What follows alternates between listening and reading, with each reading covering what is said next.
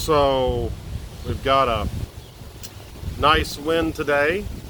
Hopefully that's keeping some of the mosquitoes at bay. This is Sean from the Kayak Flyer podcast. You're watching this on the Kayak Flyer channel on YouTube, most likely. Again, this is, I think, Vlog5. I was trying to do a little bit better job of doing these a little bit more often.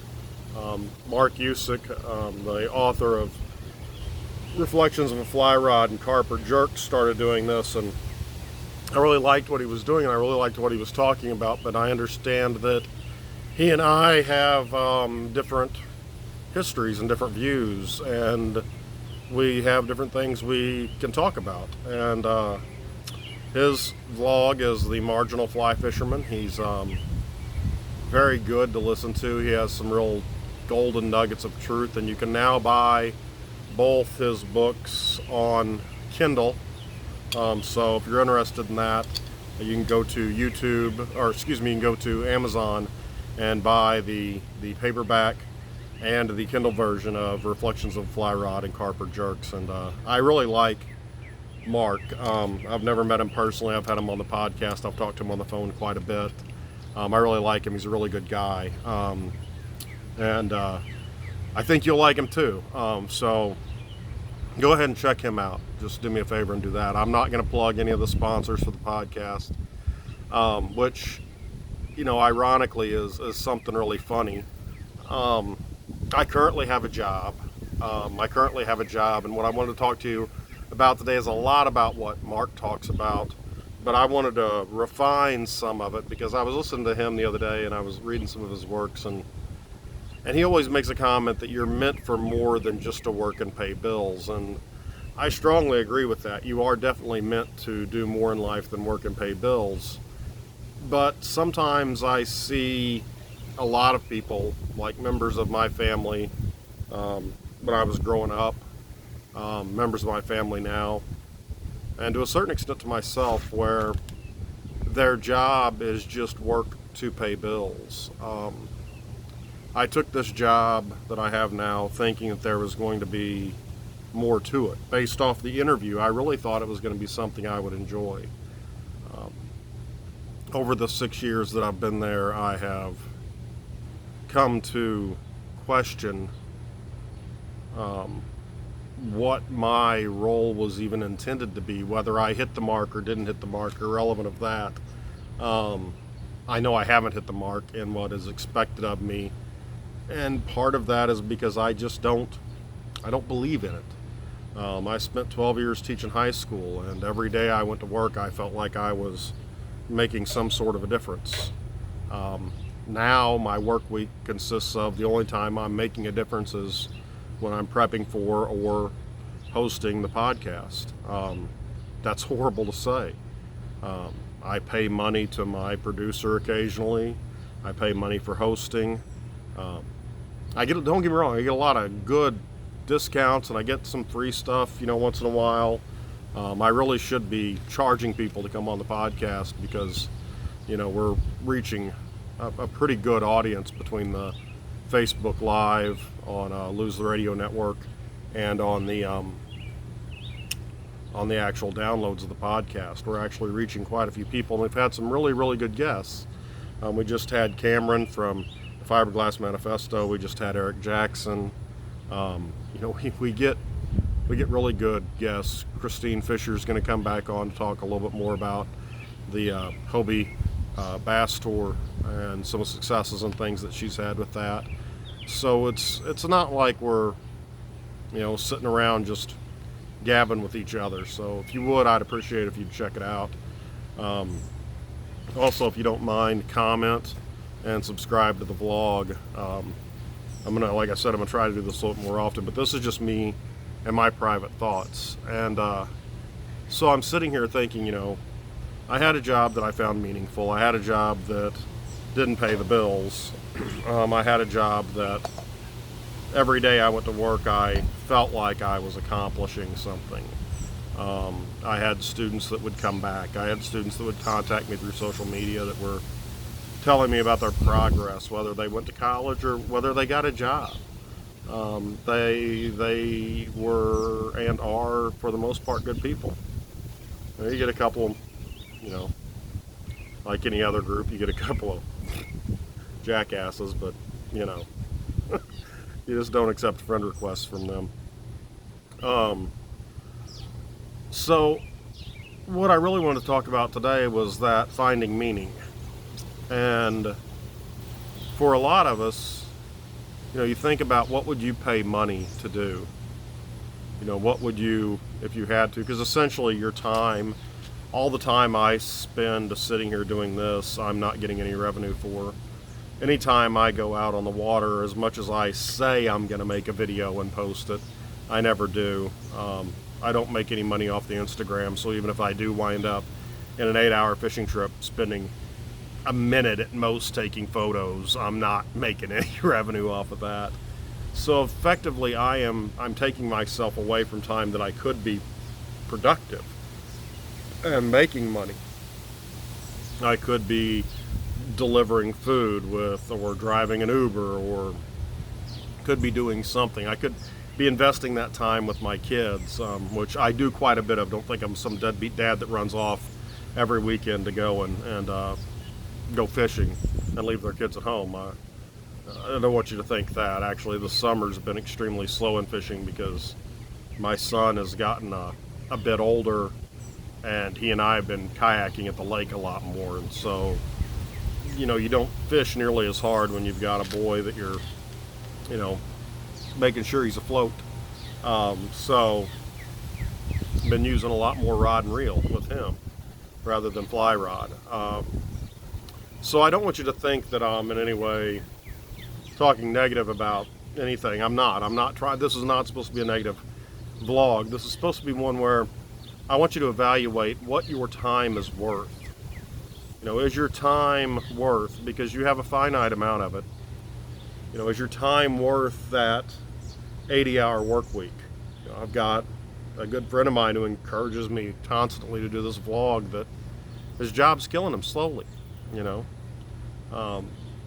He works, I don't understand how he can work so much. I really don't. And he's gonna die, and he's gonna die from stress-related complications, and he knows this. But he's in that situation where I was a few years ago, where the money meant a lot more than anything else.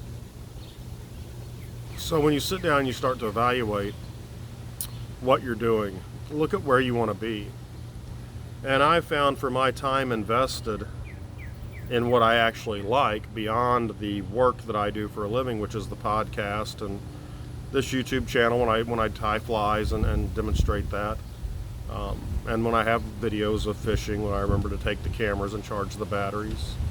Those are the hours that I enjoy the most, that I invest the most, and the hours that I would pay and do pay to go on.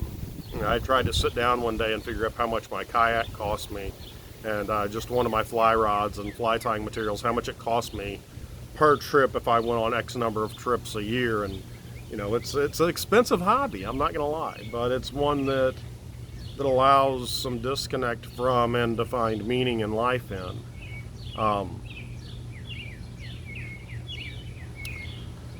I think that's important for us, especially as outdoorsmen.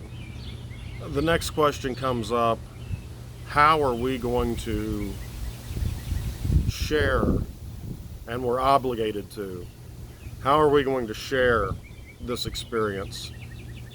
I have a former student who contacted me, and I haven't been a good mentor. I haven't contacted him back yet. We talked, but I haven't set a date with him. He wants to learn to fly fish. I've got another former student who's starting fly tying. Both of them have contacted me, and I'm gonna take this weekend, and I'm gonna take time and get a hold of those guys and schedule one of them to go fly fishing, and I'm gonna get to the other one. I'm gonna round up some extra materials I've got. Like all of you, we've all got a little bit of extra stuff, and I'm gonna put a little care package together for them, along with links to some videos. So I'll probably make several videos this week. I know I'm going to make a video for the STP Frog, so I'm probably going to be making a handful of videos this week to send to him, and it may just be something as simple as a woolly bugger, how I tie a woolly bugger. the colors I use, what I find effective in our area, that you can feel free to watch or not watch. You may not need to know how to tie a woolly bugger. I'm sure you don't. I mean, it's for most people it's super easy, but if you're just starting out, we as outdoorsmen have an obligation to share that. We have an obligation to steer people in the right direction. I'm never going to try and talk somebody into buying a kayak that they can't afford.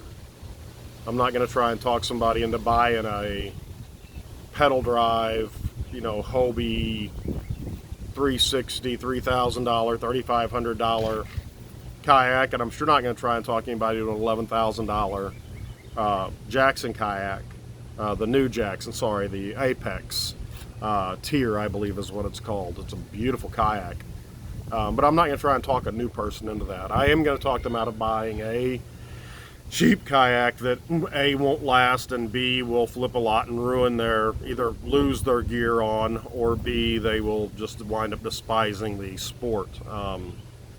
I think that Mark did it perfect. He knew what he wanted, he put his money back, and he didn't compromise to get out on the lake faster. I think that's the key. I think we have that obligation so that we can find value in helping others, and they can find value in our help. And that's really a big push. I know a lot of people make pretty good money, and a lot of people don't make pretty good money. There are a lot of guys, former students at HVAC repair. Man, I can't compete with that salary. They were smart. They don't have student loans. They don't have a master's degree. They don't have, all the debt from college that I accrued. Would I be happy doing that? I don't know. Probably not. But would I find satisfaction in it? Yeah, every day you go home, you've done something. I think there's a lot to be said for the non-college track positions in life that can give satisfaction, as opposed to sitting in an office and creating marketing materials that less than half the people are going to look at, and even less than a quarter of those that look at it are going to respond to. That's a real downer.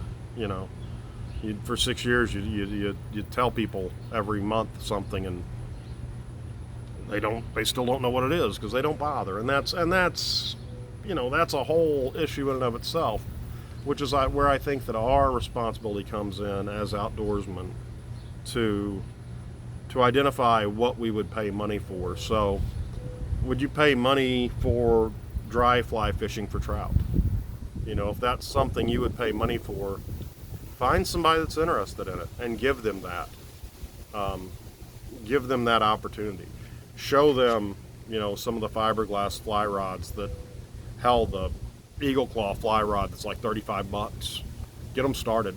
Give them a price point they can get into, and they can find that enjoyment, and they can decide what that worth is for them. Steer them away from buying the most expensive thing because of the price tag. Steer them away from buying the cheapest thing because of the price tag. Identify those things that do work. A $120 custom built fly rod, fiberglass fly rod, minimum investment, it's great. You know what I mean? If they can afford $125. If they can't, the Eagle Claw $35, $40 fly rod could be just as good for them to start out with. I know I started off with probably the cheapest fly rod made. Eventually I upgraded and upgraded and upgraded as I spent more hours out doing that. I actually bought my first rod and reel this year that cost more than $40, I think. Every rod and reel combo I'd ever bought was purchased was less than $45. And hell, I bought a St. Croix Mojo yak rod and a really nice reel, and what can I say? I all of a sudden love throwing crankbaits. I mean, I never did before.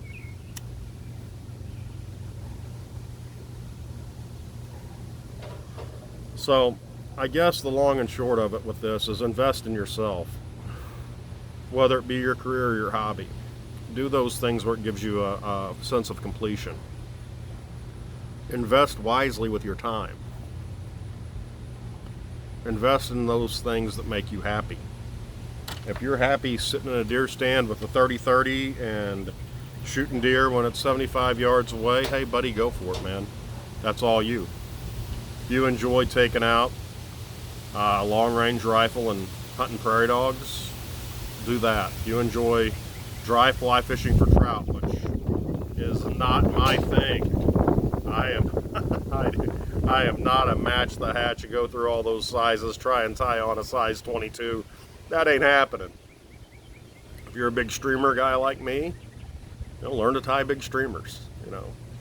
Do those things that you enjoy and pass that knowledge on, whether you do it like I do with the videos, whether you do it like I should be doing by taking former students out, if you do it by just posting in Stupid Simple Fly Tying on Facebook, Ben Tutt's group.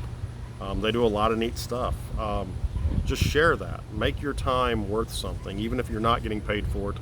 Treat it like you would be getting paid for it, or do the things that you love that you would pay to do. I guess that's really all we have to say is in your mind, monetize your time. What is your time worth? If it's not worth going out and floating, if it's not worth paying that time, go drive for Uber.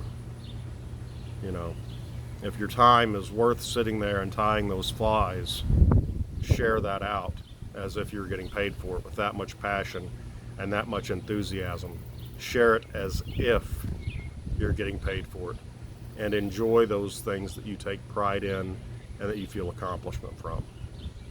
So go ahead and give us a listen. Kayak Flyer is the name of the podcast. We do tutorials and stuff on this channel and the vlog. Like and subscribe. Leave a comment. I don't care what your comment is. If it's nice, I'll reply. If it's not, well, I won't. Rate and review the podcast if you listen.